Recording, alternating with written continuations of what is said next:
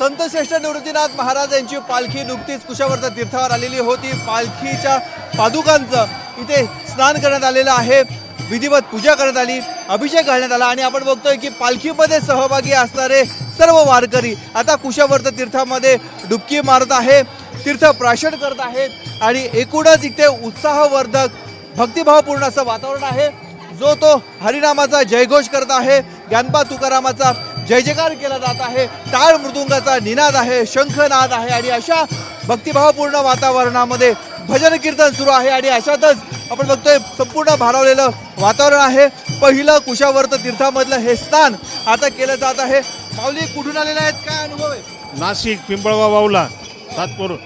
खूप अनुभव आहे आम्हाला देवाचे, खूप मजा येते देवाबरोबर चालायला।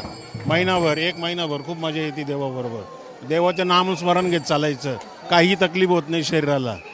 रघुनाथ नागरे पिंपळगाव बावला।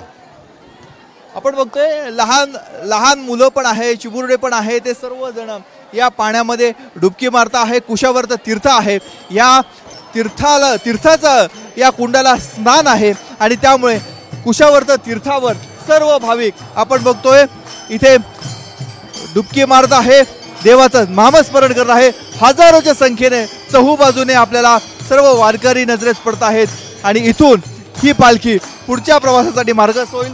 थोड्याच वेळापूर्वी इथे पालखीचं आगमन झालेलं होतं, पादुकांना इथे स्नान घालण्यात आलं, जलाभिषेक करण्यात आला, विधिवत पूजा करण्यात आली आणि त्यानंतर हे कुंड आता भाविकांसाठी खुलं करण्यात आलेलं आहे, वारकऱ्यांसाठी खुलं करण्यात आलेलं आहे। त्यामुळे चहूबाजूने आपण बघतोय वारकरी कोणी स्नान करत आहे, कोणी डुबकी मारते, तर कोणी आपल्या माथ्यावर इथलं तीर्थ घेत आहे।